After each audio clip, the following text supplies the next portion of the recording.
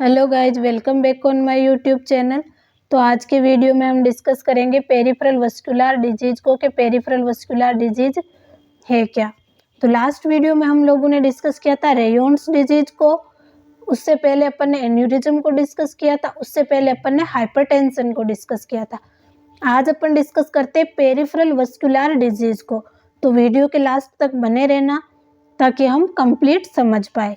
Peripheral मतलब periphery को, periphery मतलब अपर एक्सट्रीमिटीज और लोअर एक्सट्रीमिटीज जो हार्ट से डिस्टल एंड पे वो क्या होते हैं, पेरीफ्री होते हैं। वस्कुलर मतलब ब्लड वेसल से रिलेटेड, डिजीज मतलब कोई ना कोई डिसऑर्डर हो जाता है। तो इसमें क्या होता है, जो पेरीफ्री होती है अपनी अपर एक्सट्रीमिटीज और लोअर एक्सट्रीमिटीज, उनमें क्या होता है, ब्लड फ्लो कम हो जाता है, तो उसको अपन बोलते हैं पेरिफेरल वस्कुलर डिजीज। तो पेरिफेरल वस्कुलर डिजीज क्या होती है, जो पेरीफ्री होती है अपनी अपर एक्सट्रीमिटीज और लोअर एक्सट्रीमिटीज, उससे में कोई तो उसकी वेस्कुलरिटी मतलब जो ब्लड वेसल्स होती है अपनी आर्टरी और वेसल्स, उनसे उनके थ्रू उनके पास ब्लड कम पहुंचता है, तो उसको बोलते हैं peripheral vascular disease. Characterized by decrease blood flow, blood का फ्लो कम होता है, इसकी वजह से ऑक्सीजन सप्लाई कम होगी, क्योंकि ब्लड साथ में क्या करता है, ऑक्सीजन सप्लाई करता है। तो ब्लड फ्लो डिक्रीज तो ऑक्सीजन सप्लाई भी डिक्रीज, ऑक्सीजन सप्लाई कम होगी तो टिश्यू में क्या हो जाएगा, इस्कीमिया डेवलप हो जाएगा, और इस्कीमिया के बाद में क्या हो जाता है, नेक्रोसिस डेवलप हो जाता है। तो ये है पेरिफेरल वस्कुलर डिजीज, यानी कि पेरीफ्री को ब्लड फ्लो जो होता है वो अच्छे से नहीं पहुंच पाता, जिसकी वजह से ऑक्सीजन सप्लाई कम, इस्कीमिया की कंडीशन और नेक्रोसिस डेवलप हो जाता है। तो इस चीज़ को अपन बोलते हैं पेरिफेरल वस्कुलर डिजीज। अब नेक्स्ट क्या है, factor contributing to development of peripheral vascular disease. Peripheral vascular disease में कौन कौन से फैक्टर है जो इसको डेवलप करते हैं पेरिफेरल वस्कुलर डिजीज को, उसके बारे में देखते हैं। तो कौन कौन से फैक्टर है जो पेरिफेरल वस्कुलर डिजीज को डेवलप करते हैं, तो इसमें आ जाता है एथेरोस्क्लेरोटिक चेंजेज। कोई भी आर्टरी या वेन है उसके जो है उसमें एथेरोस्क्लेरोसिस बन गया, तो एथेरोस्क्लेरोसिस बनते ही क्या हो जाएगी, वो आर्टरी या वेन क्या हो जाएगी, नैरो हो जाएगी।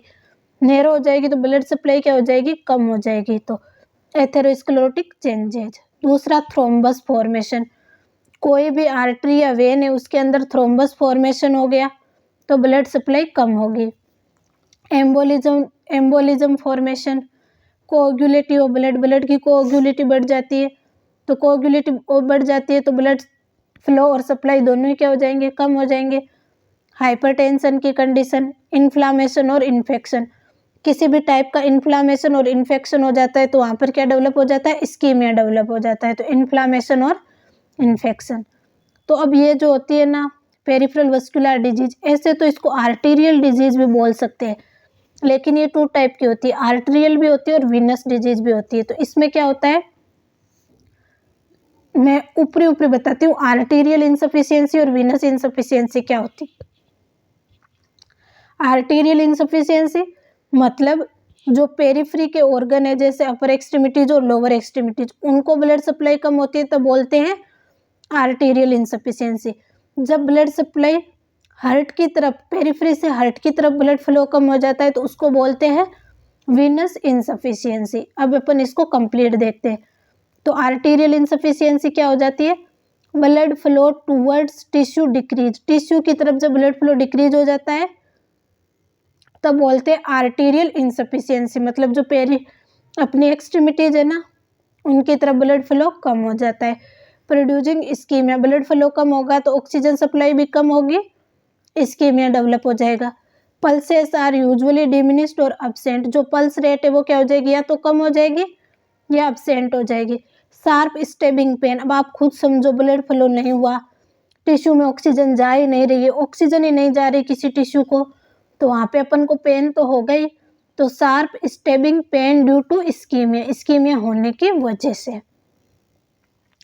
Since decrease nutrient and oxygen supply to tissue, तो कोई भी ब्लॉकेज हो गया आर्टरी में तो टिश्यू को ऑक्सीजन सप्लाई और न्यूट्रिएंट दोनों क्या होंगे, कम मिलेंगे, leading to ischaemia, ulcer and change in skin. अब कोई भी पार्ट है, टिश्यू है, उसको ऑक्सीजन सप्लाई कम होगी, तो ऑक्सीजन सप्लाई कम होगी तो वहाँ पे क्या डेवलप होगा, इस्कीमिया डेवलप होगा, और लंबे टाइम से इस्कीमिया डेवलप हो गए वहाँ पे क्या कर देगा, अल्सर का फॉर्मेशन कर देगा। तो ये तो हुआ आर्टीरियल इनसफिशियंसी के बारे में। नेक्स्ट अपन पढ़ते हैं venous insufficiency, decrease blood return from tissue to heart. मतलब टिश्यू से हार्ट को ब्लड रिटर्न जब कम पहुंचता है तो उसको बोलते हैं venous insufficiency, leading to venous congestion और स्टेसिस ऑफ ब्लड। तो इसमें क्या होता है, वीनस कंजेशन हो जाता है और ब्लड का स्टेसिस हो जाता है। वीनस कंजेशन और स्टेसिस ऑफ ब्लड होने की वजह से जो ऑर्गन है उनसे हार्ट को प्रॉपर ब्लड सप्लाई नहीं हो पाती। पल्सेस आर प्रेजेंट, लेकिन यहाँ पे पल्सेस जो है वो प्रेजेंट रहेगी, leading to oedema, skin changes, stasis और अल्सर। अब आप खुद समझो, वीनस कंजेशन हो गया तो वीनस कंजेशन की वजह से इडिमा तो डेवलप हो गई और प्रॉपर ऑक्सीजन सप्लाई और ब्लड सप्लाई नहीं पहुंच रही तो स्किन चेंजेज भी होगा, एंड स्टेसिस और अल्सर, मतलब कंजेशन होने की वजह से ब्लड का स्टेसिस भी होगा और वहाँ पर ऑक्सीजन सप्लाई नहीं पहुँचने की वजह से अल्सर फॉर्मेशन भी हो जाएगा। तो ये है अपने आर्टीरियल वीनस इनसफिशियंसी। नेक्स्ट अपन इन दोनों में डिफरेंस पढ़ लेते हैं कि आर्टीरियल डिजीज में क्या होता है और वीनस डिजीज में क्या होता है। सबसे पहले स्किन में, तो स्किन में क्या क्या चेंज होंगे। आर्टीरियल डिजीज में तो स्किन क्या हो जाएगी, आर्टीरियल डिजीज मतलब पेरिफ्री को ब्लड सप्लाई कम पहुंच रही है तो स्किन क्या हो जाएगी, cool, cold, hairless, dry, shiny, paler on elevation. तो क्या हो जाएगी, कोल्ड, कूल, हेयरलेस, मतलब स्किन एकदम कोल्ड हो जाएगी, ठंडी हो जाएगी, वहाँ से बाल गायब हो जाएंगे, शाइनी हो जाएगी, ड्राई हो जाएगी, पेलर ऑन एलिवेशन। वीनस डिजीज में क्या होगी स्किन, वीनस डिजीज मतलब वीनस कंजेशन हो रहा है जिसकी वजह से हार्ट को ब्लड फ्लो कम हो रहा है तो उसमें स्किन क्या हो जाएगी, वार्म, थिकन्ड, पिगमेंटेड एरिया, थोड़ा बहुत जो एरिया है वो क्या हो जाएगा, वीनस कंजेशन की वजह से पिगमेंटेड हो जाएगा क्योंकि वहाँ पे प्रॉपर ऑक्सीजन सप्लाई और ब्लड सप्लाई तो पहुँच रही है नहीं। तो ये स्किन में आर्टीरियल डिजीज और वीनस डिजीज में स्किन अपीयरेंस हो गई। उसके बाद में पेन, अब प्रॉपर ब्लड फ्लो नहीं हो रहा, ऑक्सीजन सप्लाई नहीं पहुँच रही, किसी भी टिश्यू को प्रॉपर ऑक्सीजन सप्लाई नहीं पहुँचेगी तो पेन तो होगा ही। आर्टीरियल डिजीज में कैसा पेन होता है, शार्प, स्टबिंग, एकदम शार्प पेन होगा, स्टबिंग, वॉर्सिंग विथ एक्टिविटी एंड वॉकिंग, अगर आप कुछ एक्टिविटी करोगे या चलोगे तो पेन क्या हो जाएगा, और ज़्यादा वॉर्स होता जाएगा। लोअरिंग में रिलीव पेन, जब अपन लोअरिंग फिट, क्योंकि पैर या एक्सट्रीमिटीज़ को लोअर करेंगे तो उसमें ब्लड सप्लाई ज़्यादा हो जाएगी तो उसकी वजह से पेन क्या हो जाएगा, कम हो जाएगा। क्रैम्पिंग, पेन ऑन वॉकिंग में हेल्प एलिवेट फीट, तो वीनस डिजीज में क्या हो रहा है, हार्ट के पास ब्लड फ्लो कम हो रहा है, वीनस कंजेशन हो रहा है तो अपन क्या करेंगे, एक्सट्रीमिटीज को एलिवेटेड कर देंगे जिसकी वजह से जो कंजेशन है वो कम होगा और ब्लड सप्लाई हार्ट को होगी। तो ये क्या हो जाती है, वीनस डिजीज में पेन का टाइप हो जाता है। आर्टीरियल डिजीज में तो एक्सट्रीमिटीज को लोअर करेंगे क्योंकि एक्सट्रीमिटीज खुद में ब्लड फ्लो कम है। वीनस डिजीज में वीनस कंजेशन हो रहा है यानी कि अपने हार्ट को ब्लड फ्लो कम जा रहा है तो जो अपने फीट है उनको एलिवेट करेंगे ताकि हार्ट की तरफ ब्लड फ्लो जाए। पल्स, अपन ने देखा था आर्टीरियल डिजीज में पल्सेस क्या हो जाती है, एब्सेंट और डिमिनिश हो जाती है, वीनस डिजीज में यूजुअली प्रेजेंट हो जाती है। उसके बाद में इडिमा, वीनस डिजीज में क्या हो रहा था, वीनस कंजेशन हो रहा था, कंजेशन होने की वजह से इडिमा हो रहा था, इन्फेक्शन वगैरह हो रहे थे क्योंकि इस्कीम या इडिमा वगैरह डेवलप हो रहा था, लेकिन आर्टीरियल डिजीज में इडिमा नहीं होता मोस्टली। उसके बाद में अल्सर, अब कोई भी टिश्यू है उसकी तरफ ब्लड फ्लो कम जा रहा है, ऑक्सीजन सप्लाई कम हो रही है, वहाँ पर इस्कीमिया डेवलप हो रहा है, इंजरी डेवलप हो रही है, इन्फ्लामेशन डेवलप हो रहा है तो ऑफकोर्स अल्सर तो डेवलप होगा ही। तो अल्सर दोनों में डेवलप होता है लेकिन जो अपने हैंड एक्सट्रीमिटीज होती है ना उनमें अल्सर ज़्यादा होता है, इसलिए जो आर्टीरियल डिजीज होती है उनमें अल्सर क्या होता है, सीवियरली पेनफुल होता है और वीनस डिजीज में मॉडरेट पेनफुल होता है। अब ये तो आर्टीरियल डिजीज और वीनस डिजीज के बारे में अपन समझ गए कि पेरिफेरल वस्कुलर डिजीज 2 टाइप्स की हो जाती है, जब एक्सट्रीमिटीज को ब्लड फ्लो कम होता है तब अपन बोल देते हैं आर्टीरियल डिजीज, जब वीनस को ब्लड फ्लो कम होता है तब अपन बोल देते मतलब हार्ट की तरफ ब्लड फ्लो कम होता है क्योंकि कंजेशन हो जाता है तो उसको अपन वीनस डिजीज, वीनस इनसफिशियंसी बोल देंगे। तो ये 2 टाइप्स की होती है। उसके बाद में risk factor, age, older people में ये ज़्यादा होता है, क्यों होता है, क्योंकि इसका रीज़न क्या है, जो अपनी आर्टरीज और वेन है वो क्या हो गई, नैरो हो गई। तो अपन को पता है जब अपन मतलब ओल्ड एज में क्या हो जाती है, आर्टरी और वेन क्या हो जाती है, नैरो हो जाती है, तो एल्डरली पीपल में ज़्यादा होता है। स्मोकिंग वालों में भी आर्टरी क्या हो जाएगी, नैरो हो जाएगी, तो उनमें ज़्यादा होता है। हाइपरटेंशन, क्योंकि हाइपरटेंशन में भी ये कंडीशन डेवलप होती है, जो ओल्ड एज के पीपल होते हैं उनमें हाइपरटेंशन ही तो होता है, ब्लड प्रेशर ज़्यादा लग जाता है, जो वाल होती है उन पर ब्लड प्रेशर ज़्यादा लगता है, तो हाइपरटेंशन। हाइपरलिपिडीमिया की कंडीशन में, ओबेसिटी की कंडीशन में, अब ओबेसिटी की कंडीशन में भी आप समझो जो आर्टरीज है वो क्या हो जाएगी, नैरो हो जाएगी, तो वीनस कंजेशन ज़्यादा होगा। वीनस कंजेशन हो गया, एक जगह कंजेशन हो गया, यानी कि हार्ट को ब्लड फ्लो जा ही नहीं रहा। लैक ऑफ फिजिकल एक्टिविटी, अपन कोई भी फिजिकल एक्टिविटी नहीं कर रहे, उसकी वजह से अपनी जो आर्टरीज है वो क्या हो जाएगी, ब्लॉक हो जाएगी। Emotional stress, diabetes mellitus, diabetes mellitus तो मोस्टली डिजीज़ में इन्वॉल्व होता ही है।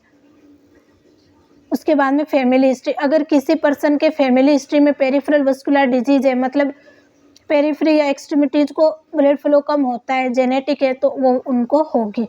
मेल में पेरिफेरल वस्कुलर डिजीज़ ज़्यादा होती है, तो ये इनके लिए रिस्क फैक्टर हो गया। उसके बाद में नेक्स्ट अपन पढ़ते हैं most common causes of obstruction in the arteries of the extremities. जो एक्सट्रीमिटीज को आर्टरीज ब्लड फ्लो करती है उनमें ऑब्स्ट्रक्शन हो जाता है, तो ऑब्स्ट्रक्शन होने की वजह से जो पेरिफेरी होती है उनमें ब्लड फ्लो नहीं हो पाता। कॉमन साइट अपन पल्सेस कहाँ से लेंगे, देखो एक्सट्रीमिटीज मतलब एक्सट्रीमिटीज से लेंगे। फीमोरल आर्टरी, फीमोरल आर्टरी अपन को पता है पैर में होती है, यानी कि एक्सट्रीमिटी में होती है।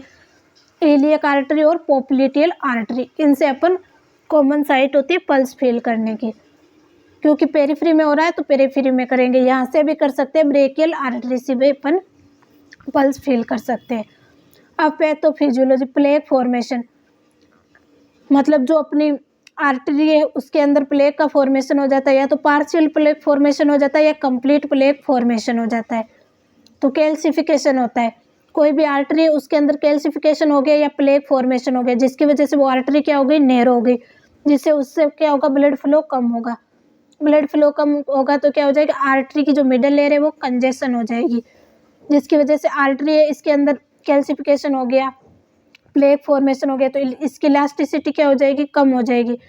इलास्टिसिटी कम हो जाएगी तो जो आर्टरी की वाल है वो क्या हो जाएगी, वीक हो जाएगी, और आर्टरी की वाल वीक हो जाती है तो वहाँ पर क्या हो जाता है, एन्यूरिज्म फॉर्मेशन हो जाता है। लास्ट वीडियो में हम लोगों ने कंप्लीट एन्यूरिज्म पढ़ा है, उसके टाइप पढ़े हैं, आप वहाँ से जाके वो वीडियो देख सकते हैं। तो एन्यूरिज्म फॉर्मेशन हो जाएगा, एन्यूरिज्म यहाँ से एक डायलेटेड सेक लाइक स्ट्रक्चर बन जाएगी, तो पेरिफेरी को क्या हो जाएगा, फिर जो आगे के ऑर्गन है उनको ब्लड सप्लाई कम हो जाएगी, आर्टरी अनेबल टू सप्लाई, जिसकी वजह से सिम्टम अपीयर होंगे। कौन कौन से सिम्टम अपीयर होते हैं इसमें, सिम्टम अपीयर्स मतलब वही इस्कीमिया डेवलप हो जाएगा, हाइपोक्सिया, इंजरी, सारी चीज़ें डेवलप हो जाएगी। ये इसकी पैथोफिजियोलॉजी हो गई। पैथोफिजियोलॉजी में ज़्यादा कुछ नहीं है, कोई भी किसी भी टाइप का ब्लॉकेज हो गया, ब्लॉकेज होने की वजह से वहाँ पर ब्लड सप्लाई नहीं जा रही और एन्यूरिज्म का फॉर्मेशन हो जाता है। अब इसके साइन और सिम्टम क्या होंगे, intermittent claudication, most common painful leg और आर्म्स। क्लूडिकेशन मतलब जब ब्लड सप्लाई कम हो रही है एक्सट्रीमिटीज़ में तो पेन भी होगा एक्सट्रीमिटीज़ में, यानी कि आर्म और फीट में। Pain in extremities in muscles which has inadequate blood supply, जिन मसल्स को इनएडिक्वेट ब्लड सप्लाई हुई है उनमें पेन होगा। ड्यूरिंग एक्सरसाइज पेन होगा, और अगर अपन रेस्ट कंडीशन में तब भी पेन हो रहा है तो अपन क्या बोल देंगे, ये कंडीशन क्या हो जाती है, सीवियर हो जाती है। नमनेस और टिंगलिंग सेंसेशन होगा, नमनेस और टिंगलिंग सेंसेशन तो होगा ही होगा क्योंकि ऑक्सीजन सप्लाई कम हो रही है, तो ये हो जाते हैं इनके क्लिनिकल मैनिफेस्टेशन। इसके साथ ही अपनी पेरिफेरल वस्कुलर डिजीज कंप्लीट होती है, और आपको कंप्लीट पीडीएफ और नोट्स मेरे टेलीग्राम चैनल पे मिल जाएंगे, और मेरे टेलीग्राम चैनल का लिंक मेरे चैनल के डिस्क्रिप्शन बॉक्स में जहाँ पे अबाउट लिखा होता है वहाँ पे मैंने टेलीग्राम लिंक दे रखा है, वहाँ से जाके आप मेरे चैनल से ज्वाइन हो सकते हैं। Thank you.